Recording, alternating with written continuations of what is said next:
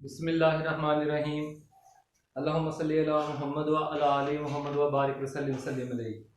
Dear students of second year chemistry, in periodicity of the periodicity we are discussing ionization energy. First of all, we define the ionization energy. Ionization energy is the minimum quantity of energy. The ionization energy of an element is the minimum quantity of energy which is required to remove an electron from the outermost shell of its isolated gaseous atom in its ground state. यानी एक element के एक atom जो कि gaseous state में हो। Gaseous state में हम एटम्स को क्यों लेते हैं? क्योंकि वो free from all external forces होता है। ठीक होगा ना जी। उस वक्त उस एटम को जितनी एनर्जी चाहिए अपने एक इलेक्ट्रॉन को रिमूव करने के लिए, अपने में से अपने बाहर वाले शेल से इन्फिनिट तक इलेक्ट्रॉन को भेजने के लिए, उस एनर्जी को हम क्या कहते हैं? Ionization energy. जब एटम में से इलेक्ट्रॉन लॉस हो जाएगा तो वो एटम जो है वो किस में चेंज हो जाएगा? कैटायन में, पॉजिटिव आयन में। तो उसको हम फिर जितनी एनर्जी जो है वो उस इलेक्ट्रॉन को जो है वो न्यूक्लियस की अट्रैक्शन से आजाद करवाने के लिए दरकार होती है, उसको हम आयनाइजेशन एनर्जी। ये हमेशा क्या होती है बेटा? ये पॉजिटिव साइन इसको दिया जाता है क्योंकि ये एंडोथर्मिक प्रोसेस है। देखें जो है हम इलेक्ट्रॉन को जो वाटरमोस्ट शेल से इन्फिनिट तक भेज रहे हैं, इन्फिनिट पे जो इलेक्ट्रॉन की एनर्जी होगी वो मैक्सिमम होगी और आउटरमोस्ट शेल में वो माइनस में होगी।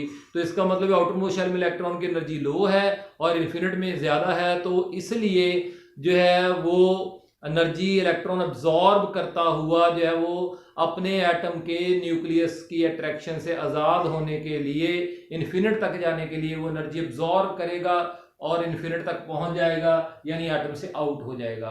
तो एटम पीछे क्या बन जाएगा? पॉजिटिव आयन बन जाएगा।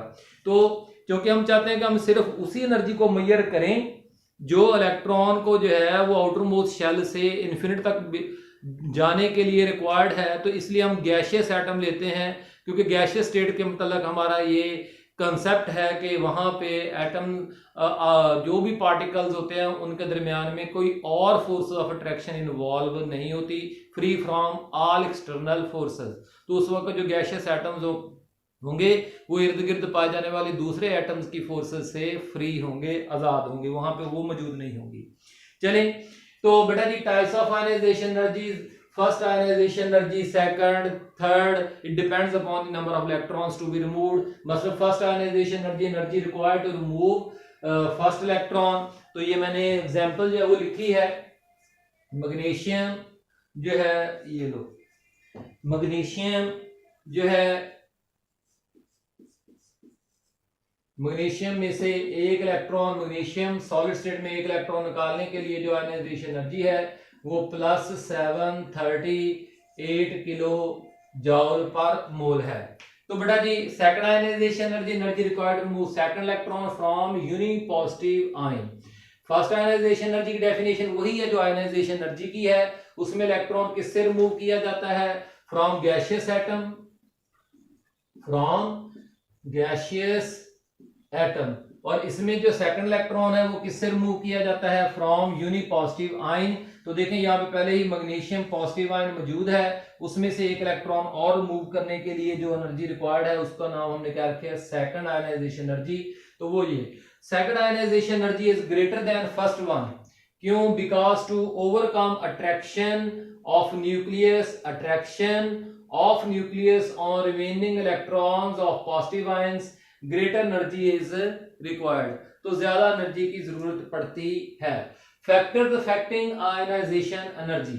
इससे पहले आगे किताब में टॉपिक शुरू हो जाता है variations with in group, variations with in group. लेकिन मैंने पहले जो फैक्टर्स अफेक्टिंग आयनाइजेशन एनर्जी, फिर वेरिएशंस विद इन ग्रुप और वेरिएशंस अक्रॉस अ पीरियड, वो बाद में डिस्कस करते हैं।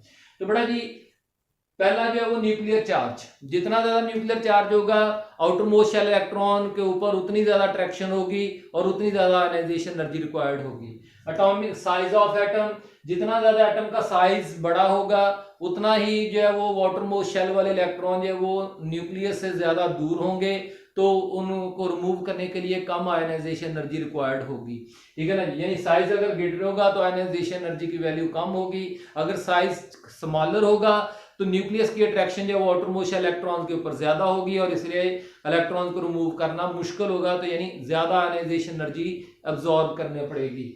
शील्डिंग इफेक्ट, शील्डिंग इफेक्ट जो है पहले उसको आपकी किताब के मुताबिक डिफाइन कर दें। मैंने एटॉमिक साइज वाले टॉपिक में शील्डिंग इफेक्ट को डिफाइन किया हुआ है, वो सही डेफिनेशन है, ज्यादा अच्छी है, ज्यादा कंसेप्चुअल है, ये अच्छी डेफिनेशन भी नहीं है। बहरहाल मैंने आपकी किताब में लिख दी है, the repulsion due two electrons, repulsion due two electrons, electrons के दरमियान में जो रिपल्जन है, कौन से इलेक्ट्रॉन्स जो कि न्यूक्लियस और आउटरमोस्ट शेल इलेक्ट्रॉन्स के दरमियान में पाए जाते हैं, उस रिपल्जन का नाम शील्डिंग इफेक्ट। तो इस रिपल्जन की वजह से न्यूक्लियस की आउटरमोस्ट शेल इलेक्ट्रॉन्स के ऊपर अट्रैक्शन क्या हो जाती है, कम हो जाती है।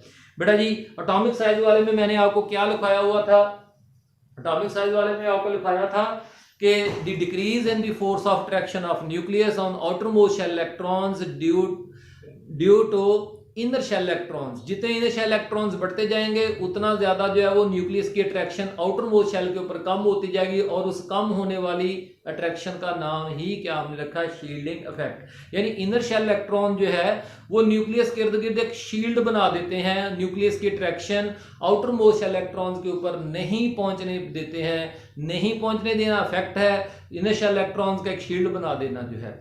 तो बेटा जी शील्डिंग इफेक्ट जो है कि increases down the group due to increase in inner shell electron, जैसे जैसे आप डाउन द ग्रुप जाते हैं शेल्स की तादाद में इजाफा होता जाता है, तो नतीजतन इनर शेल इलेक्ट्रॉन्स बढ़ते हैं, तो आपस में इलेक्ट्रॉन्स की रिपल्जन की वजह से न्यूक्लियस की अट्रैक्शन आउटरमोस्ट शेल इलेक्ट्रॉन्स के ऊपर कम हो जाती है। तो इसलिए हम कहते हैं शील्डिंग इफेक्ट बढ़ते हुए न्यूक्लियस की अट्रैक्शन आउटरमोस्ट शेल इलेक्ट्रॉन्स पे कम होती जाती है, तो इसलिए आयनाइजेशन एनर्जी की वैल्यू पहले की बनिस्बत कम होती जाएगी, ठीक हो गया ना। यानी down the group ionization energy की वैल्यू में कम होना है, तो उसकी वजह एक शील्डिंग इफेक्ट भी है। जबकि shielding effect it remains constant along the period due to constant number of energy. तो जब आप एक पीरियड में मूव करते हैं ना जी, तो बाहर वाले शेल में इलेक्ट्रॉन्स की तादाद बढ़ती है, नंबर ऑफ शेल्स नहीं बढ़ते, नंबर ऑफ शेल्स नहीं बढ़ते। बाहर वाले शेल में बाहर वाला बैलेंस शेल उतना वही रहता है, अगर वो दूसरा पीरियड है तो दूसरा रहेगा, तीसरा पीरियड है तो तीसरा पीरियड रहेगा, चौथा है तो चौथा आउटरमोस्ट शेल रहेगा, अंदर वाले शेल्स की तादाद भी उतनी ही रहनी है। तो इसलिए it remains almost constant along the period due to constant number of inner shell electrons. तो इसकी एग्जांपल बेटा ये आपको मैंने दी है कि शील्डिंग इफेक्ट की वजह से आयनाइजेशन एनर्जी ऑफ सीजियम जो है वो स्मॉलर होती है आयनाइजेशन एनर्जी ऑफ लिथियम। हमें पता है कि ये कौन है, ये फर्स्ट ए अल्कली मेटल्स हैं दोनों, ठीक है ना जी। तो दोनों एक्सट्रीम मेंबर्स हैं, लिथियम पहला एलिमेंट है और सीजियम जो है वो आखिरी है, उसके बाद फ्रांशियम रेडिएक्टिव भी होता है। तो बहरहाल लिथियम जो है उसकी आयनाइजेशन एनर्जी बहुत ज्यादा होगी और सीजियम की बहुत कम होगी, उसकी वजह शील्डिंग इफेक्ट भी है, साइज भी है।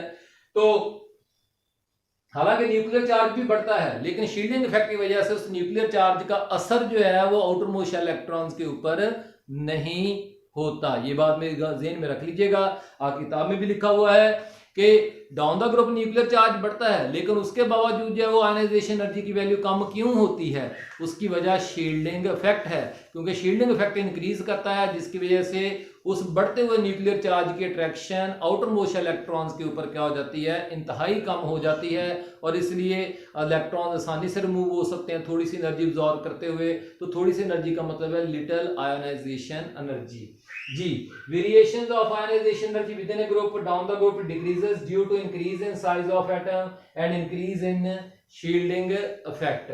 जबकि अलोंग द पीरियड वेरिएशंस, बेटा जी फिगर जो है वो आप एग्जांपल के तौर पर देख सकते हैं। फिगर 1.3 जो है आपको नजर आ रही होगी कि लिथियम की आयनाइजेशन एनर्जी सबसे ज्यादा है, फिर सोडियम की कम होगी, फिर पोटाशियम, रुबिडियम और सीजियम। इसी तरह से जो है variations of ionization energy across a period it increases from left to right along the period, reason के along the period जो वो न्यूक्लियर चार्ज में इजाफा होता जाता है, ठीक है ना जी। और जो है decrease in atomic size, nuclear charge में अट्रैक्शन चार्ज में इजाफे की वजह से प्रोटॉन नंबर्स बढ़ते हैं ना, एटॉमिक नंबर बढ़ता है तो प्रोटॉन नंबर बढ़ते हैं, प्रोटॉन नंबर बढ़ता है तो न्यूक्लियर चार्ज में बढ़ने की वजह से आउटर मोस्ट शेल के ऊपर इलेक्ट्रॉन की अट्रैक्शन, न्यूक्लियस की अट्रैक्शन क्या होती जाएगी, बढ़ती जाएगी और शेल बाहर अंदर को श्रिंक करता जाता है। तो पहले की बनिस्बत अट्रैक्शन बढ़ती जाएगी, शील्डिंग इफेक्ट ने कांस्टेंट तकरीबन रहना है। तो इसलिए क्या होता जाएगा कि जो है वो आउटर मोस्ट शेल में से इलेक्ट्रॉन को रिमूव करना मुश्किल होता जाएगा। जैसे जैसे आप पीरियड में जो है वो लेफ्ट टू राइट मूव करेंगे, एलिमेंट्स की आयनाइजेशन एनर्जी की वैल्यूज बढ़ती जाती हैं।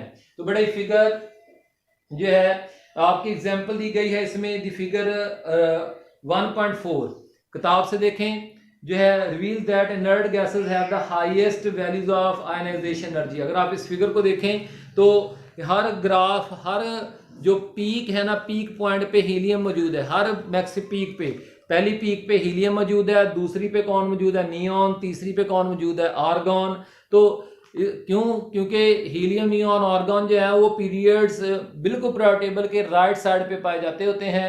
तो यानी कि जो है वो अलोंग द पीरियड जो है वो आयनाइजेशन एनर्जीज की वैल्यूज बढ़ती जाएंगी। तो इसलिए highest values often because due to complete outermost shell in them the removal of electron is extremely difficult।